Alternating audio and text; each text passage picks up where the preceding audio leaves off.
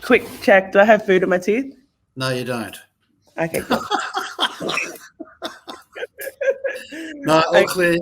Yay, woohoo. Okay, cool. So I'm going to start. Hello, Kinaway members. Thank you for joining us for yet another one of our webinars. Before we begin, I would like to acknowledge the traditional owners of the land on which I am coming to you all from. And I'd also like to acknowledge the traditional owners of the land in which each and every one of us are tuning in from, and pay respects to the elders past, present, and emerging. Quickly, before we get this show on the road, I'd like to remind you all that we have a bunch of informative webinars on various topics available to you all on our Facebook and YouTube channels. So please feel free to jump on at any stage, catch up, and make yourself familiar with all of that content. Along with the webinars, Kinaway is still offering the usual forms of business support for all of our members. So if you feel the need for assistance or support of any kind, please feel free to get in contact with us and the team here at Kinaway. And also, a little note from me, please feel free to share our posts online and our profiles with your friends and family, as we are looking to grow our Kinaway community even more than we already have. Okay, so now that I have all of that out of the way, let's give a warm welcome to our guest this morning, the man, the myth, the legend at 1-800-KINAWAY, Brendan He. Good morning. Good morning, everyone. Good morning, K'Tahni. Today we're going to do a quick brief on sleep because a lot of us don't get enough. But before I kick it off, guys, I do want to let you know that I am Kinaway's wellbeing clinician and I'm available to all the members for any kind of chat. If there's any experience of stress or anxiety, particularly now we're going through some more uncertain times around COVID, it's more apparent to be aware of your wellness. And this isn't just for you guys, you members, it's also for your families and it's for your staff. So don't forget, it's free, it's completely private, and it's completely confidential. So the number is 1-800-KINAWAY, and any of you guys can give me a call at any time. I'm available for a chat about anything. And we want to make sure that you guys are aware of that and this service is available to you. So now that I've got through that, let's talk about sleep. A lot of us don't sleep well. And why is that?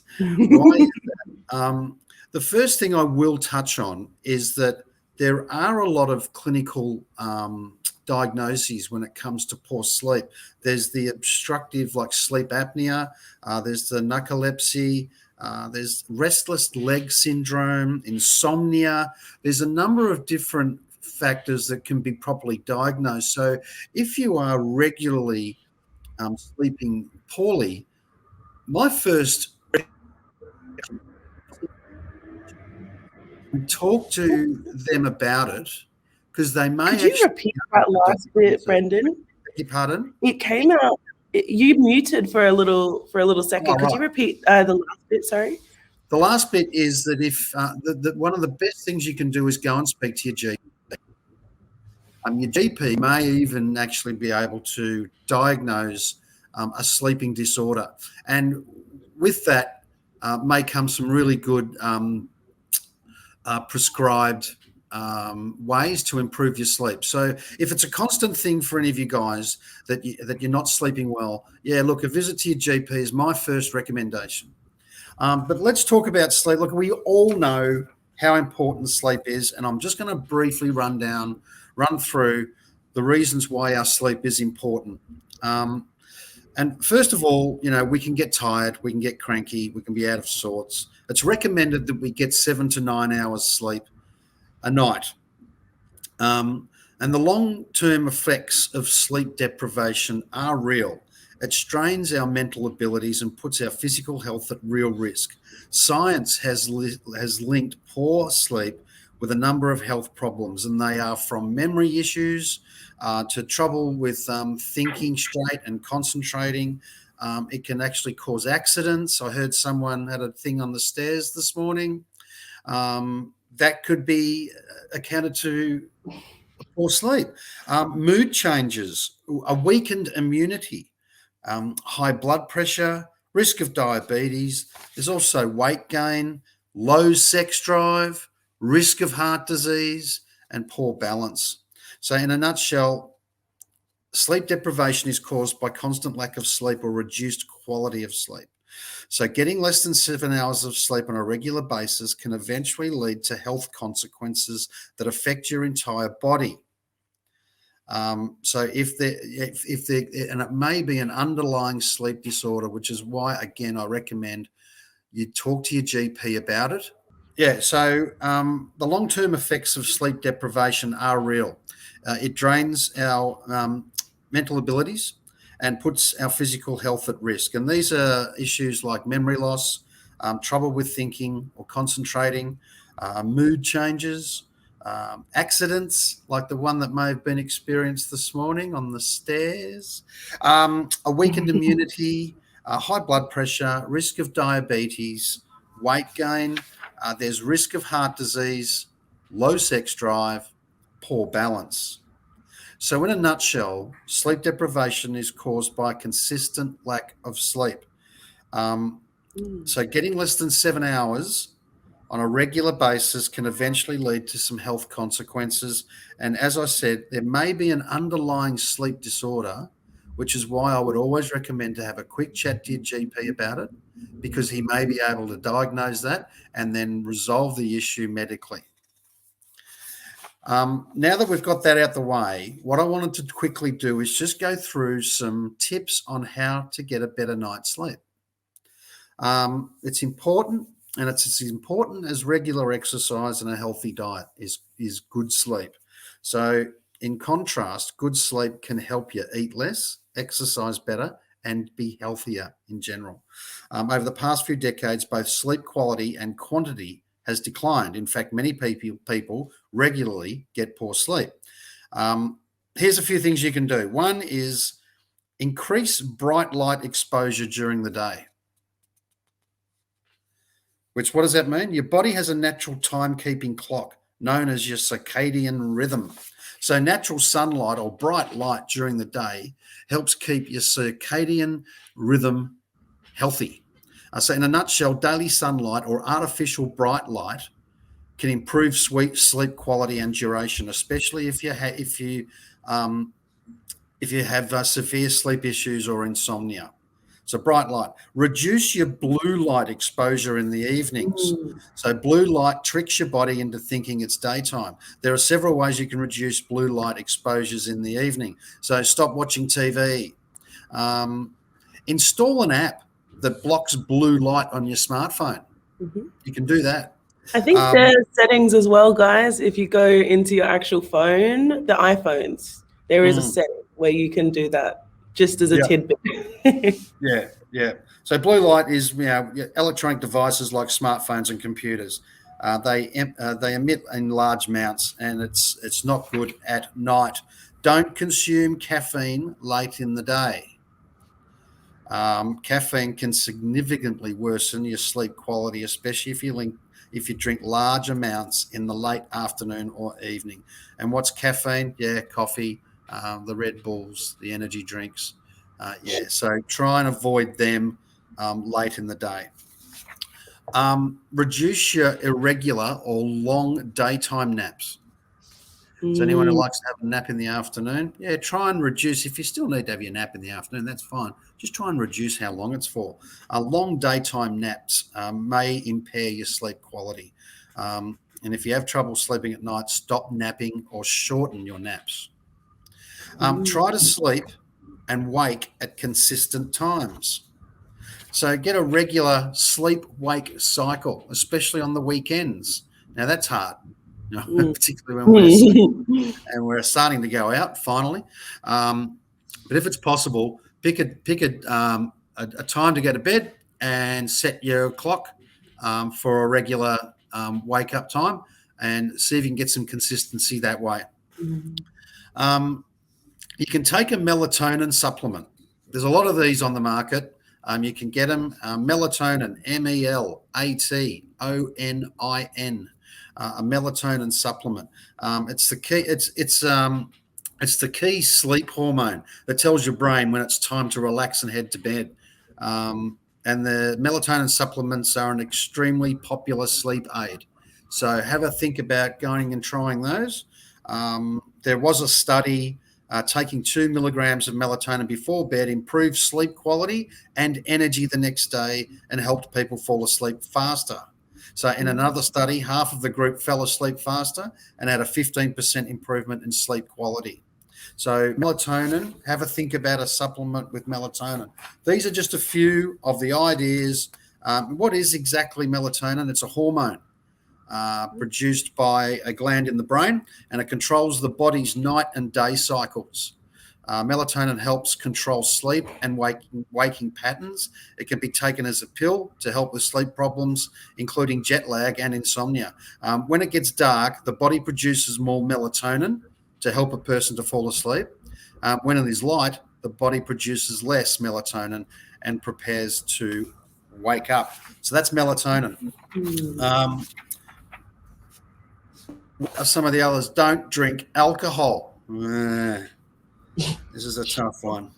Tough one. Avoid alcohol before bed. It can reduce nighttime melatonin, what we were just talking about, and it can lead to disrupted sleep patterns. So that's an obvious one. We've all been told that one. See how you go with that one. Look, during the week you can maybe optimize that. We're in dry July anyway, so why don't a few of us try that during the week? Optimize your bedroom environment by eliminating external light and noise. So sometimes I do this is when I wake up in the mornings and I head off to work. Before I do, I draw the curtains and I make the bed, and I try and keep the room as nice and cool and inviting as possible, so that when it is time to go to bed, it's ready, the bedroom's ready. And again, when we go back to try not to put your TV on, you can put your phone on charge, but put it away and actually go to bed to go to sleep. So yeah, optimizing the bedroom environment, things like temperature, noise, external lights, the furniture arrangement. Have optimized the bedroom environment is a big one. And you can set the bedroom temperature as well. Don't eat late in the evening is another one. Consuming a large meal before bed can lead to poor sleep and hormone disruption. However, certain meals and snacks a few hours before bed may help. So have a think about that. Relax and clear your mind in the evening. There are some relaxation techniques. I do them, and I also suggest a lot of them to my clients. There's a number of different relaxation techniques. One of them is the breathing techniques, which I can go through. If anyone wants to reach out and touch base, I can go through. They're just good for general wellness. Great for relaxation. Great for just having a little bit more of an easygoing attitude and being a little bit more relaxed in general. You can take a relaxing bath or shower, a warm bath or shower, or even a foot bath before bed can help you relax and improve your sleep quality. The other tip is to rule out a disorder. So we talked earlier about all those disorders that are involved with poor sleep. Rule them out by going to see your GP. He may, after a chat with you, say, "No, that's just poor sleep patterns. It's not a disorder." But if it is a disorder, you can sort it out medically. Get a comfortable bed. Yeah. I have a quick question and a slight quick story. I have experienced sleep paralysis in my life, and I did go to my GP. He was a heavy-set man, and he turned and said to me, "No, you don't have a problem. You need to lose weight." So essentially I went and he called me fat. Okay. Yeah, all right. You and I might need to go through ways of figuring out how to combat people like that. Well, it's no great secret that exercising regularly is a really good way of wearing the body out, as well as losing weight. It wears the body out, not before bed because your heart rate's up and you're pumped up and you're ready to go, but whether it's before dinner or straight after dinner and hours before bed, But there's one study in adults that determined that exercise nearly halved the amount of time it took to fall asleep and provided 41 more minutes of sleep at night. In people with severe insomnia, exercise offered more benefits than most drugs. Exercise reduced time to fall asleep by 55%. So regular exercise, not right before bed, but it is another way to get some better sleep. As far as your GP goes, look, I don't care how big a person is, they're always going to tell you could lose a couple of kilos. I know. I thought it was a bit rich. But I'll listen to you, Brendan, because I agree. I think I remember when I was exercising regularly, it was such a nice feeling and just falling asleep so sweetly and peacefully. So I will. I'm taking a lot of personal notes this webinar because sleep is a very important thing. What about a comfortable bed, mattress, and pillow? Have we all got that? That can make a difference. There's a study that looked at the benefits of a new mattress for 28 days, revealing that it reduced back pain by 57%, shoulder pain by 60%, and it also improved sleep quality by 60%. Have a look at your bed, your mattress, and your pillows. Don't drink any liquids before bed. We can have it. We can try not to drink any fluids 1 or 2 hours before going to bed. Reduce fluid intake and try to use the bathroom right before you go to bed. So sleep plays a key role in our health. One large review linked insufficient sleep to an increased risk of obesity by 89% in children, 55% in adults. Other studies conclude that getting less than 7 to 8 hours per night increases our risk of developing heart disease and type 2 diabetes. So look, if you're interested in taking this further, there's a lot of different techniques I help you with in regards to relaxing, getting our bedroom prepared for sleep, and hopefully nodding off at a quicker rate for a longer period of time. But if people do feel like they might have some kind of a sleep disorder, consult your doctor. They can actually put their finger on it and go, you know what, you've got this, you need to do that, and then you'll be sorted. But in other ways, for other people, it's just a matter of getting into some really good habits before we go to bed. They're just a quick rush through, read through some of the ideas that are on the internet. You can Google this sort of stuff as well. If you'd like to take anything further, please let me know. But guys, the final message is the one I started with. As a wellbeing clinician dedicated to Kinaway and Kinaway staff, Kinaway members, and you members, you guys, your staff and your families I'm available for, particularly when it's coming to things like anxiety and stress. With these numbers now that are starting to creep up this week, there's a bit of anxiety about whether there's lockdowns or not. I can help you through this if you're showing any signs. Please don't hesitate. It's completely free. It's confidential and private, and I'm available to all you guys. 1-800-KINAWAY. And it's Brendan. Give me a call anytime. That's it. Oh, you've gone silent. Oh, there you are. I muted myself before. Yeah, no, I was truly taking many personal notes. I always like crave a glass of milk before bed, and it's interesting. Or I'll have like a big bit of water, because in my mind I thought that was a good thing to do because you sometimes feel sleepy. But to find out it's probably best not to do that is interesting among all the other things. Yeah, well, for example, if you're an 11 o'clock sleeper, if you like to go to bed at about 11. Make a note that the last thing you drink is at 9 or 9:30. Start with 1 hour. Make it 10. See how that goes. And if you can, over time, get it out to 9:30 and then to 9. 2 hours, I think, would be ideal. But instead of 5 minutes before we hit the bed, see if you can have it an hour before. See if it makes just gauge it.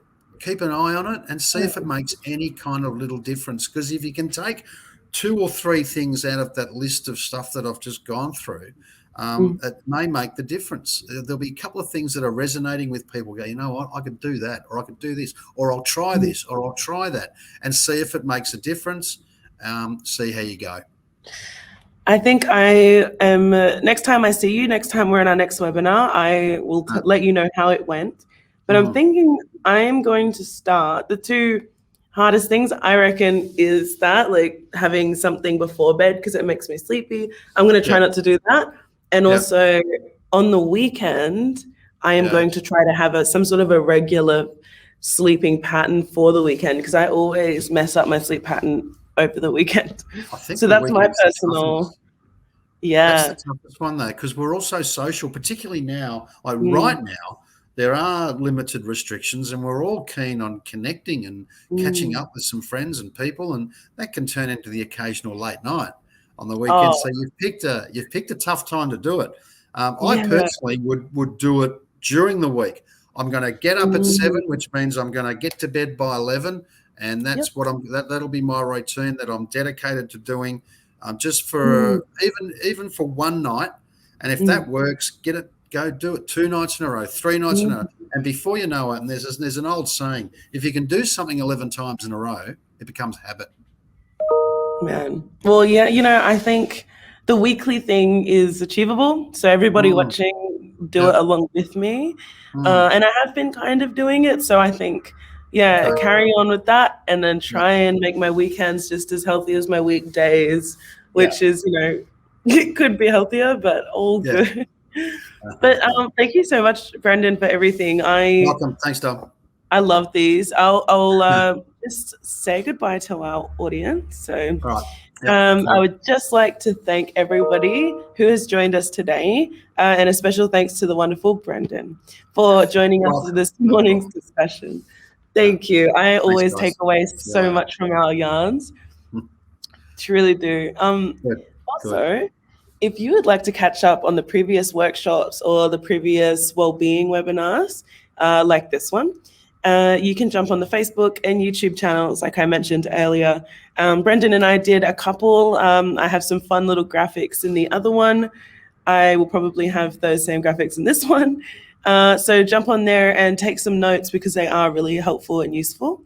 And I would like to remind you all, just like Brendan did, the support service is currently available for Kinaway members is 1-800-KINAWAY, and you get to speak to Brendan, who is awesome. So take advantage of that, you guys. And thank you again, everybody, for joining us. And if we have a lockdown, please have a safe one. If not, let's just continue to be safe, get vaccinated, all of that fun stuff. But thank you, everybody. Thank you, Brendan. Thank you, everyone. Thanks, K'Tahni. I'll see you next week. See ya. Okay. Bye.